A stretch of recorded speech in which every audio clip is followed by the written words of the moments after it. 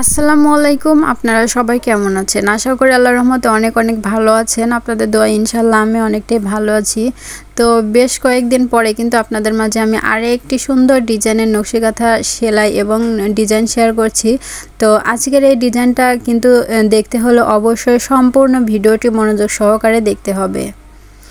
তো স্ক্রিনে যে কাঁথাটি দেখতে পাচ্ছেন এটা কিন্তু একটা ছোট্ট বেবি কাঁথা।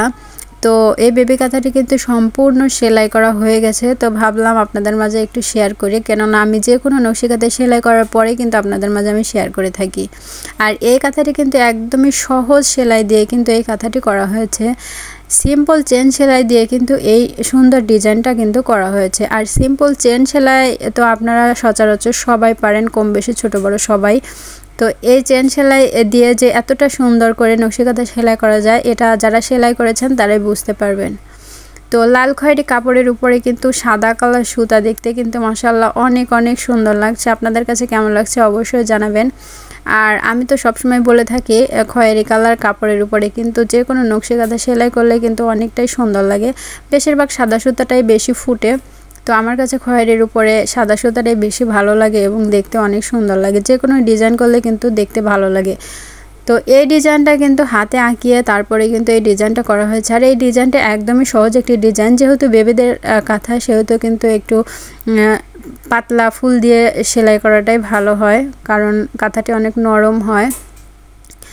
তো এই কাঁথাটি কিন্তু 4 পোরল দিয়ে জোড়া হয়েছে, একদমই নরম কাপড় দিয়ে জোড়া হয়েছে। আর একদম সিম্পল চেন সেলাই দিয়ে কিন্তু করা হয়েছে। আর সিম্পল চেন সেলাই কিভাবে করতে হয় সেটা তো আমার ইউটিউব চ্যানেলে ভিডিও দেওয়া আছে। যারা এখন পর্যন্ত আমার এই ভিডিও দেখেন নাই, দয়া করে আমার চ্যানেলে গিয়ে ভিডিও দেখে আসবেন যে কীভাবে এই সিম্পল চেন সেলাইটা করতে হয়, যারা সেলাই পারেন না। তো যাই হোক, আর আপনাদের কাছে আমার আরেকটি রিকোয়েস্ট থাকবে, যারা এখন পর্যন্ত আমার চ্যানেলটি সাবস্ক্রাইব করেন নাই তারা দয়া করে আমার এই ছোট্ট চ্যানেলটি সাবস্ক্রাইব করবেন, কারণ আমি কিন্তু প্রতিদিন নতুন নতুন ডিজাইনের নকশি কাঁথা সেলাই এবং ডিজাইন শেয়ার করে থাকি। যারা নকশি কাঁথা সেলাই করতে পছন্দ করেন এবং সেলাই শিখতে পছন্দ করেন তারা কিন্তু আমার চ্যানেলটি সাবস্ক্রাইব করবেন, কারণ আপনারা প্রতিদিন নতুন নতুন ডিজাইন শিখতে পারবেন এবং দেখতে পারবেন। তো এটা কিন্তু লাল খয়েরি কাপড়ের উপরে সাদা কালার সুতা দিয়ে এই কাঁথাটি করা হয়েছে। আর সুতা যেটা আমি মেশিনের নকশি কাঁথা সেলাই করে থাকি সেই সুতা দিয়ে কিন্তু 3 তার করে সুতা নিয়ে কিন্তু এই ডিজাইনটা করা হয়েছে। আপনারা চাইলে মোটা চিকন করে এই ডিজাইনটা করতে পারবেন।